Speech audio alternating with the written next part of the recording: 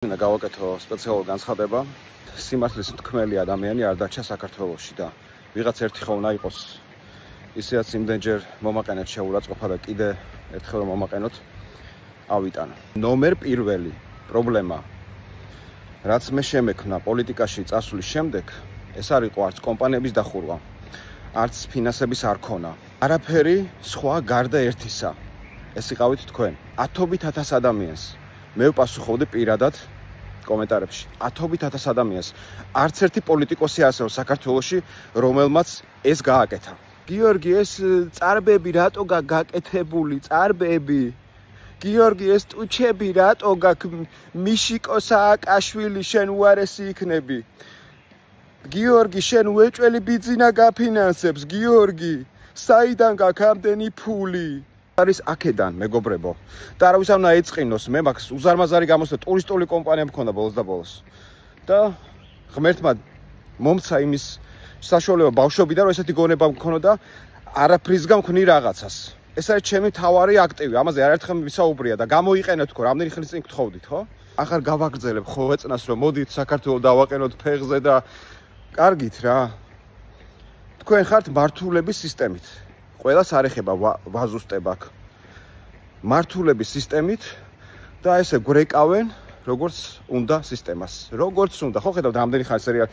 ესე იგი ტელევიზია არ წყვეტს, კვირა არ გადის ისე რომ რაღაც ახალი თემა არ შემოაგდო რომ დაუბრუნო თვალები და ეს პრობლემების რეალური პრობლემები რომელიც აი ცხვირში გვაქვს უკვე ჭაობში ვარ და ესე ვეფლობით ამ პრობლემებიდან ამოყონ თავი და ტელევიზორს შეხედავ რომ ოიმე უარესიც ხდება კაცო ვიღაც დაიჭირეს იქ. ეს არის თამაშის უნიკალური PR ტექნოლოგია. ხო? და ვისაც ბევრი ფული აქვს, ის უფრო მაგარ თამაშს გავს. მილიარდებს შეუძლია საუკეთესო სერიალი დადგას სეზონებით, ამისი რამე გიკვირთ, როდესაც ის ამით მილიარდებს აკეთებს. ხო, რამოდენიმე ათეულ მილიონს ხარჯავს და მილიარდებს აკეთებს ტიპი. ხო? ეს არის რეალობა და თქვენ ნუ გიკვირთ რატოა ხალხი ესეთ მდგომარეობაში. ყველაფერი არის არა პოლიტიკოსების ბრალი. არამედ ჩვენი ხალხის ბრალი. მე რო არ მესმოდეს რატომ ვართ ესეთ მდგომარეობაში და ხალხი რატოა ესეთ მდგომარეობაში, მე არც გავაგრძელებდი საერთოდ პოლიტიკას.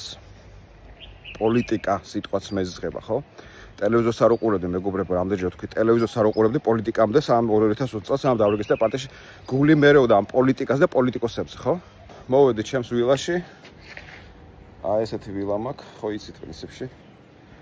ხო, მაგრამ ეხლა სხვა კონსოლზე ვარ, დაახლოებით იგივე ვილა მაქვს, იმიტომ რომ მარიოტის ქსელი ეხლა შერატონში ვარ. და როცა უკვე შედეგი დაიდება და ჩვენ პირველ რიგში ხო მთავარი დამოვიწყდა მე თქვა მეგობრებო, ბოდიში.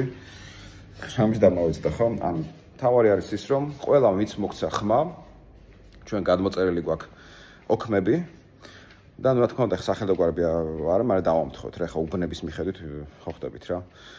დავამთხოთ და გეტყვით რომ მხოლოდ მათთვის არის ლუქსიუმი ხელმისაწვდომი ამ მომენტისთვის, იმიტომ რომ ჩვენ არ ვაპირებთ, ანუ მე ვფიქრობ რომ ხა ვინც მიყურებთ, ხო? ყველას ერთხელ მაინც გინახივართ და არ მოგვეცით ხმა. ანუ თქვენ არ გჯერათ საქართველოს რეალური მომავლის. თქვენ არ გჯერათ სუფთა ადამიანებს, თქვენ ისე გინდათ შეფუთული ტყუილი. შელამაზებული ტყუილი. ასე რომ მხოლოდ ვინც მოგვცა ხმა, ისინი შეგვეხმიანებიან 30 ივნისიდან გაეშვება ლუქსიუმი ლაივში.